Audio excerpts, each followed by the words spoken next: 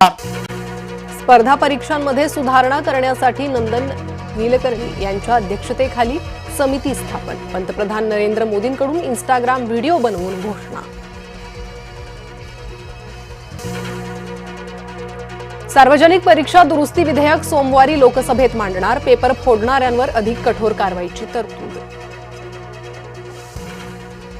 अंधभक्तांविरोधात देशभक्त जिंकले. शिवाजी पार्कच्या विजयी मेळाव्यात उद्धव ठाकरेंची घणाघाती टीका. उद्धव ठाकरेंकडून नितीन गडकरींचा खड्डे मंत्री असा उल्लेख, तर निर्मला सीतारामन राजनाथ सिंहांनाही लगावला टोला. नितीन गडकरी देशातील सर्वाधिक लोकप्रिय नेते. उद्धव ठाकरेंनी विदोषी चाळे बंद करावे. प्रवीण दरेकरांचा ठाकरेंवर पलटवार. प्रल्हाद जोशी केवळ अंतरिम केंद्रीय शिक्षण मंत्री. उत्तम शिक्षण मंत्री फडणवीसच बनू शकतात या मतावर मोदी ठाम. संजय राऊतांचा दावा. मी महाराष्ट्रातच आहे. केंद्रात जाण्याच्या चर्चांना मुख्यमंत्री फडणवीसांकडून पूर्णविराम. प्रल्हाद जोशींनी केंद्रीय शिक्षण मंत्रीपदाचा पदभार स्वीकारला. धर्मेंद्र प्रधानांच्या राजीनाम्यानंतर जोशींवर मोठी जबाबदारी. ही तर केवळ सुरुवात आहे. रुग्णालयात उपचार घेणाऱ्या अभिजित दीपकेंचं सूचक वक्तव्य. अभिजित दीपके ज्येष्ठ कायदेतज्ञ कपिल सिब्बल यांच्या भेटीला. आंदोलनातील कायदेशीर बाबींवर दोघांमध्ये चर्चा.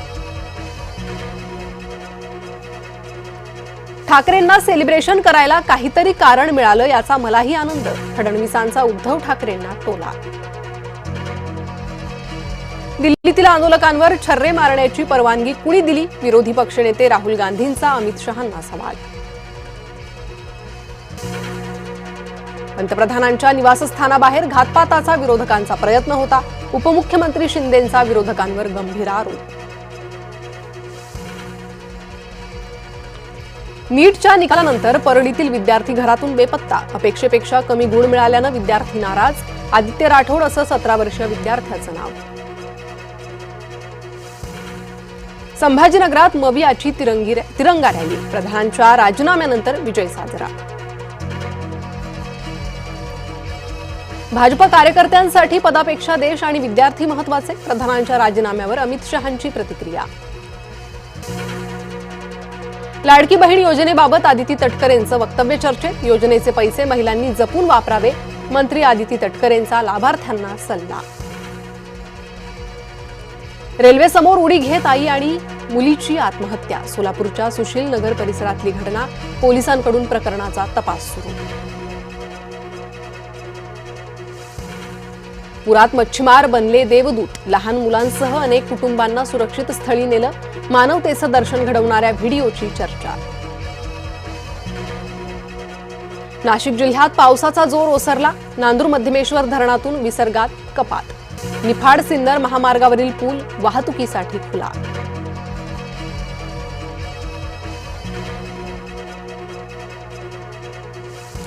तीन बहिणींचा एकाच पुरुषाशी विवाह. उत्तर प्रदेशच्या अमरोहा मधली घटना. समाज माध्यमांवरून जोरदार टीका.